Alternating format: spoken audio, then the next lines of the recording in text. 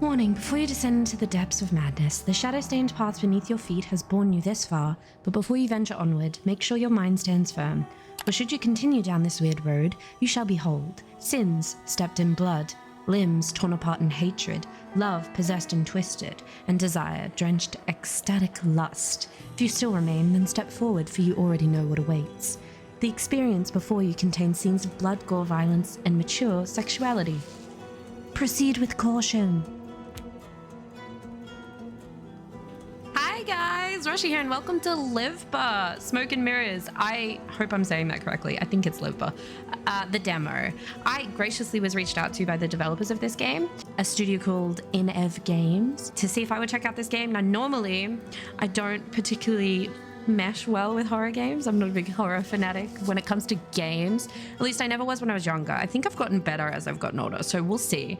But it is exactly the kind of game that I would love to play. It is a short visual novel, which is the style of games that I am most comfortable playing / reading. I am a big reader in my everyday normal life, and when I can blend game media with reading media, it makes me ecstatically happy.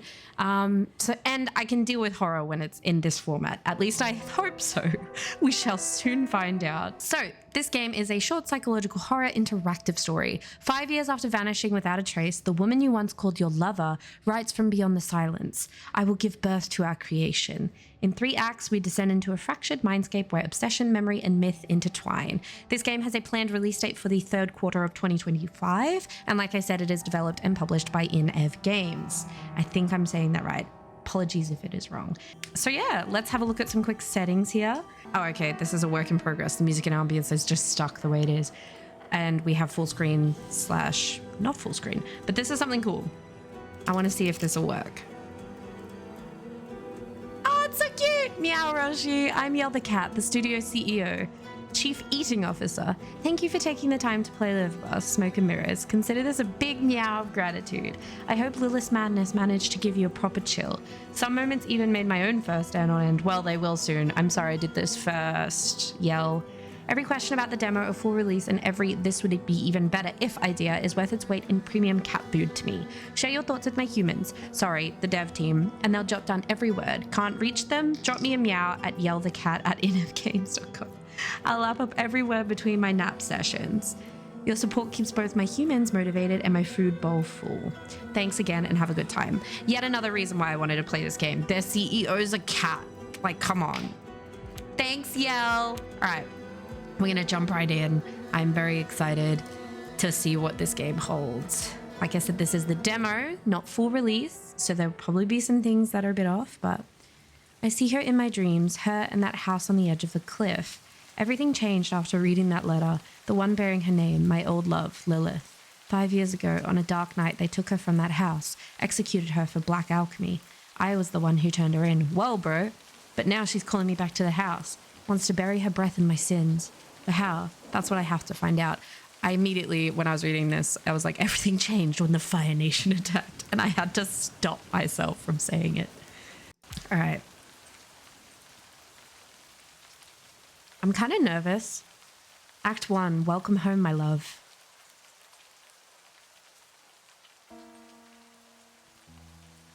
I'm actually really nervous. Oh. Narrator. Far past the Hook Haven, which is woven by the grounded ships of Livber, a coastal nation in the northwest of Gaia, governed not by a central authority, but by a 9-member council known as the Court of Trade. It is highly advanced in seafaring, okay. There's a whirlwind roaring in the east. You don't see it, you don't hear it, yet you know the power it holds, enough to alter all of Gaia, which is a windswept world of 15 island nations, home to unique races and cultures. Cool. A womb for gales to blow out of, but you come here, you wait standing in the heart of twilight. Silently, eyes shut. 5 years later, once again, you stand at the door to this house, a letter clutched in your hand.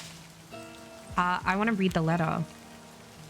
The raindrops fall on the paper, landing with soft patters. You grip the letter tightly with both hands, keeping it from being blown away by the wind. The silvery moonlight, trapped between the clouds, shimmers across the ink spilled from a woman's hand. You read the lines again, and again, and again. Oh. My love, if you're reading these lines, it means there's still something inside your heart that belongs to me. As I've always told you, death is far too ordinary a thing to keep us apart. I will give birth to our creation in our home, beneath the place we once shared. You must be with me, inside me, because our creation cannot be left undone. Turn back, pass through the dark, complete us. We were always meant to be one, and we still can be, my love. As long as you have the courage, as long as you do not fear. I'm waiting for you in the Neverall. Lilith. Okay. Okay, cute. Could this really be true, Lilith? Is she truly alive? You want it to be true, don't you? You want to hear that Lilith, the woman you left for dead 5 years ago, still lives. You long to feel her love again. Yet there's a question that won't let go of your mind. If she truly lives, how much of her is still her? I don't know that. The question, unanswered, keeps growing in your mind. Your gaze drifts into the distance as if the answers might lie out there. For but a moment the clouds part and the moon's silver light spills across the sea.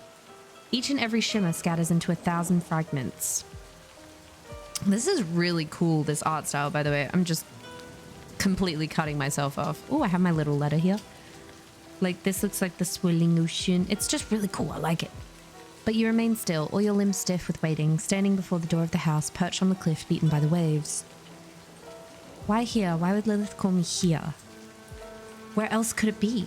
This is where the two of you began. That wooden house on the cliffs by Livber's shore. This is where you first held each other. Your first night, your first love, and your first lies all buried here. This 2-story hovel raised upon your memories. I guess I can never escape my memories, can I? They'll find me in the end. Unfortunately, you think your memories are at your mind. Most people do. But in truth, they're fragments, bits flaking off the world around you. Carried by the wind and the rain and the sun and the pale moonlight. They slowly gather around you. They mix with the air you breathe. They seep into your body and carry you somewhere else. Truly carry you. They keep doing it until you're convinced you've moved on. They're obliged to. What is this? Can I click on this? Oh! The dark waters of Livber Island. Out here there are no gods, no laws, only moss-covered pirate ships and smugglers' filthy goods. Maybe that's why the waves crash against the shore with such fury. And this is our home, waiting on the edge of a cliff, in a place that everyone forgot. She used to say she loved the sound of waves crashing against the walls. Okay. Are you saying I never really left this place? Am I talking to a narrator? These questions serve no meaning, and neither do the answers. But in time they will. You shouldn't stay out in the rain any longer. I'm gonna open the door. Ah! Yel! Hi! Yel, our winged cutie from the sky nation of Etheros, drifting down from its floating isles. I never found out how Lilith came to find her. Just as your hand reaches the door, you hear Yel's voice from beyond the threshold. The winged bacterium cutie? A domesticated bacterium believed to hail from the Sky Nation due to its non-functional wings, who never truly leaves you and never truly belong to you. Her white fur glows as if soaked in light, not rain. She spreads her wings and leaps swiftly towards you, landing at your feet. She shakes the droplets from her coat. Then she sits back on her hind legs, head tilted, amber eyes watching you with curiosity. I'm gonna pet Yel. Yel gently brushes her head against your feet. Then she stops before the door. She looks up at it. With a soft stroke, she traces the doorframe with her paw. Then she turns her amber eyes to you. I hope you'll still be here when I return, my friend. The wind falls silent for a moment. You hear the waves of the sea easing in the distance. Far, far away, the flash of a lightning strike blinds you, but its thunder never reaches your ears. The raindrops hang weightless in midair. Yel glances at you one last time and spreads her wings, then leaps into the shadows between the rocks. Your fate embraces you. Oh, God. Uh-oh.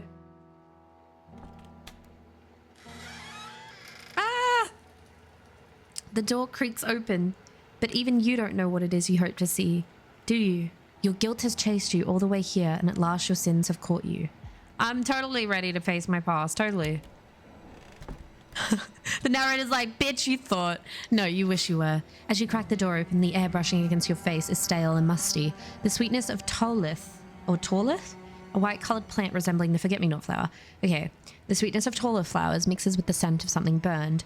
It pulls you back to that festival day, to the moment you first met Lilith. And then, you see her, standing beneath the dim light, like she's been torn from the heart of this house. You lose your breath. Chill crawls up your spine and you freeze. It takes you a moment to realize your knees are trembling. Whether from fear or excitement, you can't tell. A whisper slips from your lips. Lilith. Oh. Look, she's made us dinner! She doesn't see you, bends slightly over the table trying to light a candle, just as you remember her. Lilith, the ghost of your past, your greatest lie and sin. Is this really Lilith? You stare, stunned, at the woman who stands before you. She should be dead. Her hair no longer shines like it did that festival night. Reddish-brown strands fall over her shoulder like wet strings.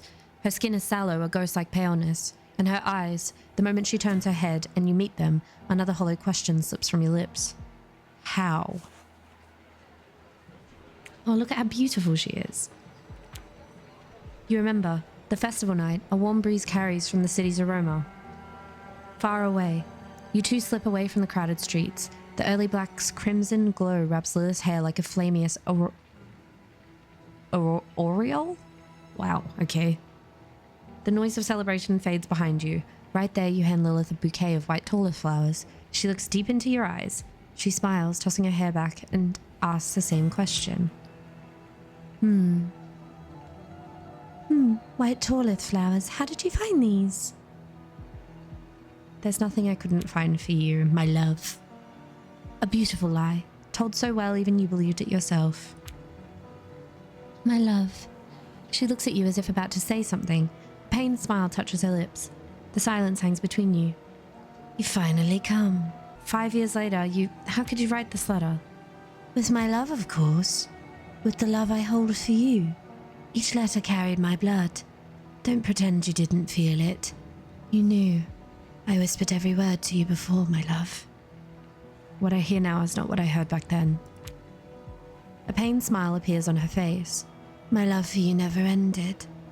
But it's good that you're listening now, because I have much to tell you. Tonight I'll talk about the things left unsaid, when you abandoned me to death. Come, sit. When the candle's flame flickers on the table, Lilith's smile widens. It stretches into a grin bearing all her teeth. You think you see something squirming beneath the shadows on her face, but the moment quickly passes. I'm gonna sit. The wooden dining table stands between the two chairs, layered with years of dust and the remnants of long-forgotten meals. A candle flickers at its center. Its flame shivers with every touch of wind seeping through the walls. It waits, longing to burn out and unleash what's been waiting in the dark. I thought this place would have collapsed into ruins after 5 years. It wasn't exactly in great shape even when we lived here. It won't crumble as long as you remember it. Our memories hold this place together. Come now, let's eat. I think you'll like what I've cooked. Okay. She looks so cute. You recall the last bit of cold of the final circad cycle. Now what the hell is that? A time cycle marking a 3-year period on Gaia, divided into early, mid, and late circad phases based on labor intensity. Okay, got it. The windows are fogged, but the house is warm inside. Or perhaps it only feels that way because of her smile. You hand her a cup of hot tea and then curl up beside her? Then curl up beside her under the blanket. She takes a sip, widowily, sets the cup down on the side table. She wraps her arms around you. She says the tea leaves a sweet taste first, then bitter. Just like you, she adds. You don't understand at first, only smile. A strange chill follows. You never drank that tea again. Lean back. Ah, she does not look nice. Hi, Lilith. That look in her eyes, like something else is writhing behind them. It's her, but not. None of this feels right. I really put in work to make tonight perfect. I wanted certain things to be flawless for our union. After you've left me to rot, it's been... She pauses for a moment, looks out the window where the moonlight falls. You thought I should have died. I know you did. After I made you that offer. After I told you that we had to become one. Our souls, my love. We had to piece our souls together and bind them with that alchemy ritual. You expected me to pay the price for your madness, Lilith. I said no because you had decided to destroy me. I had to make a choice. Her hand holding the fork freezes in midair for a second. As the silence stretches, Lilith's breathing deepens. My madness.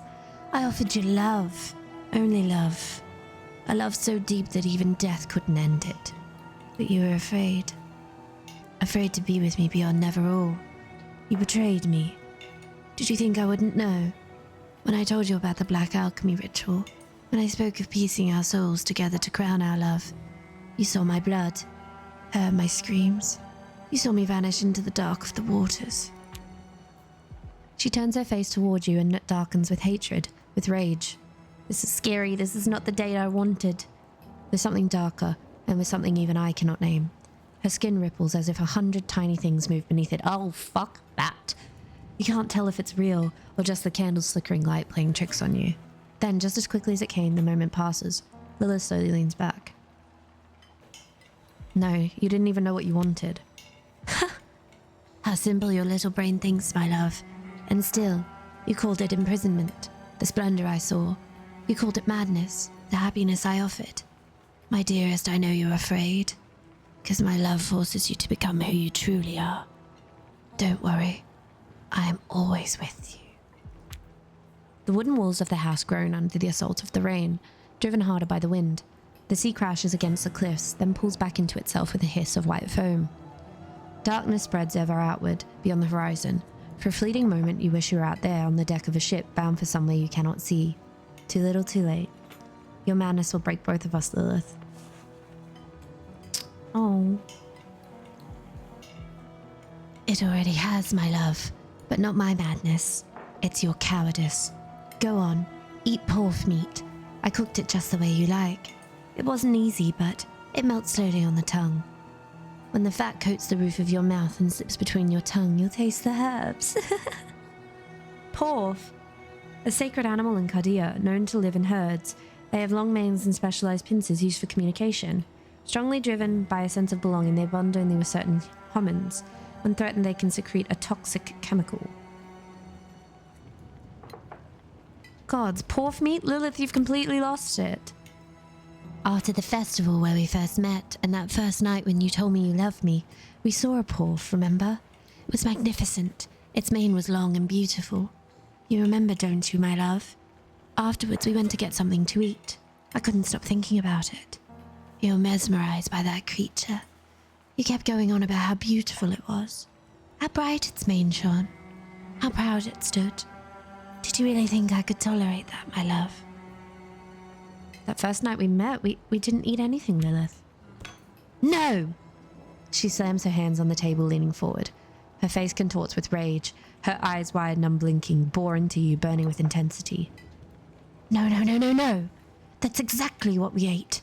You told me how much you loved me, how we'd never be apart. Do you remember what else you said? I said it didn't matter that you came from a different class. That's what you said, isn't it? I remember how your mother looked at me the first time we met, like I was a disgusting insect, or worse, a bacterium. If I wasn't born a noble in Cardia, I was nothing to her. And you didn't stand by me. Cardia, an opulent island nation in the east of Gaia, whose navel, the whirlwind Hulka, shapes the planet's trade routes and currents of air, okay? Lilith doesn't take her eyes off you.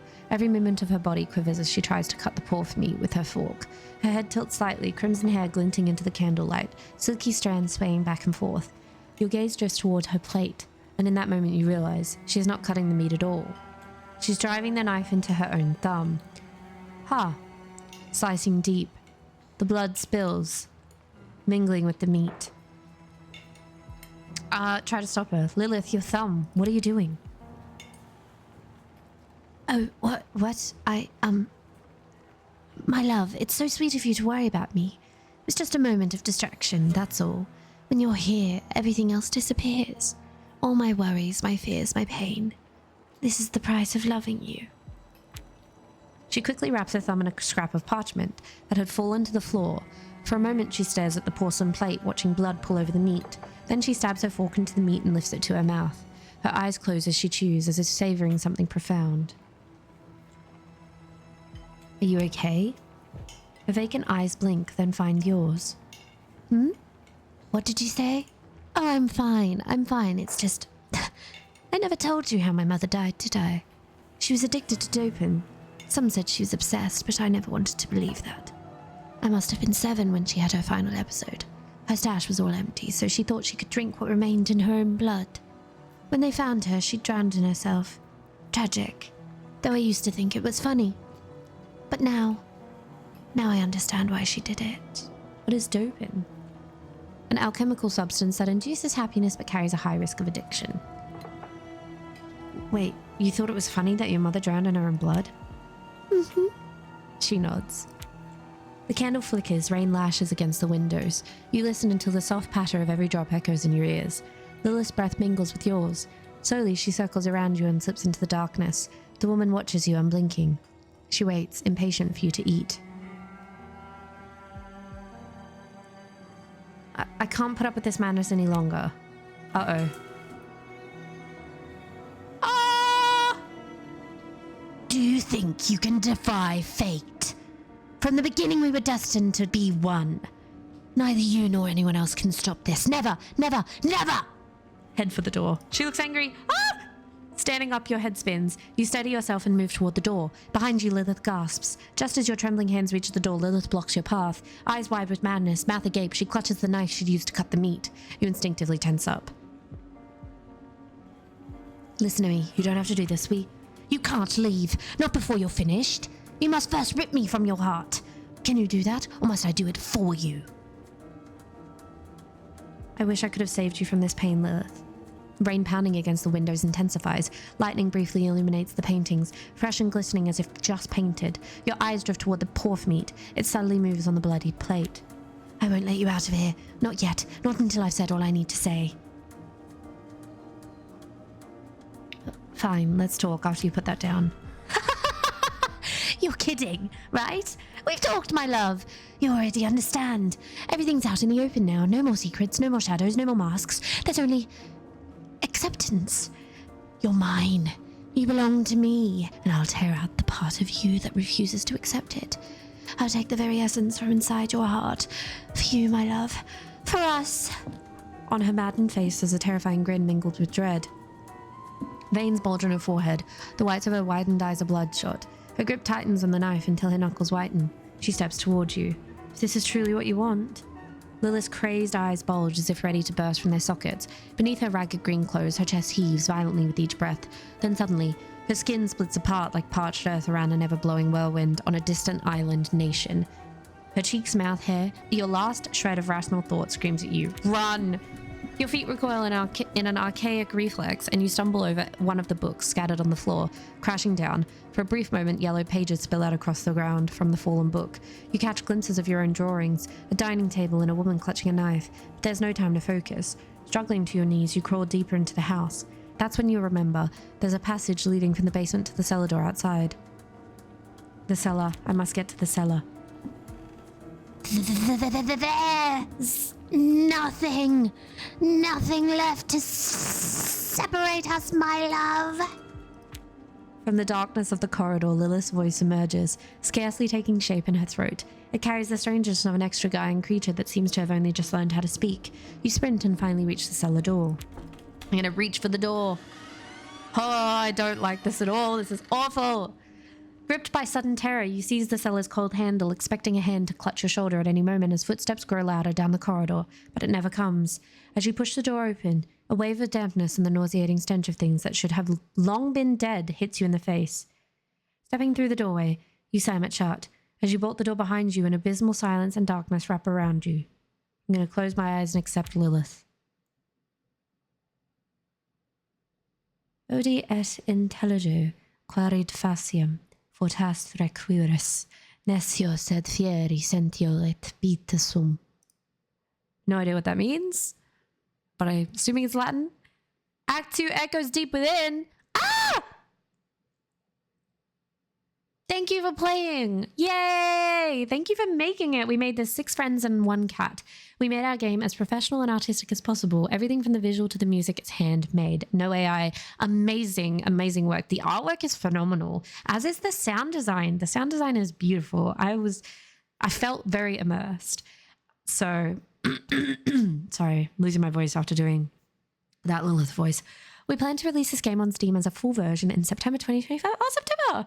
To reach more people until then, we need to increase the number of wish lists. Would you like to help us? I fully would. In fact, this game is already on my wish list. So And I will hope that I can help get other people to add it to their wish list also. We're a team passionate about creating narrative-driven games. If you enjoyed our story and would like to be among the first to hear about future narrative games or similar quality, please do sign up for our mailing list. There we go. That was the short demo of Livber, Smoke and Mirrors. Like I said, this is a short psychological horror story that is coming out in September of 2025, hopefully. This is developed and published by InEv Games, and if it looks interesting to you, I would highly recommend you go and give it a follow and a wish list on Steam. This is very fascinating. It is exactly the kind of visual novel style that I love. The artwork is extremely impressive. It gives me very much like Edvard Munch vibes for some reason. You know, the Scream, which I love. Very much chaotic brush strokes, which lends itself perfectly to the overall vibe of the game. The sound design is gorgeous. Like, I love the music. I love all of the different ambiance style sounds, such as like the door creaking open, the little cat meows. I love Yel. Your CEO deserves all of the extra kibbles. And I also enjoy the story. The writing is also really good. A couple of spelling mistakes that can be fixed with editing and such, so that's not really a big deal to me. My brain sort of autocorrects things as I read it. Yeah, I really enjoyed this game. It's 100% going to go on my wish list. And a big thank you also to InEv Games and Osman for asking me to play this. I really enjoyed it. You made a great game, at least from what I've seen. I am slightly terrified though, I will say that. Body horror stuff freaks me out, as does just like psychological torment. That's probably the worst thing for freaking me out. Like, jump scares and stuff get me, but they don't stick with me. The psychological stuff is what's going to stick with me, but I'm still excited to play it. If you want to go and check this game out, you can get the demo now on Steam. Make sure to follow, add it to your wishlist if it's something that you desire, and I will leave it there. Thank you so much, guys, for watching. I hope you have a wonderful rest of your day. I hope you get to play many, many games, and I will catch you in the next one. Bye!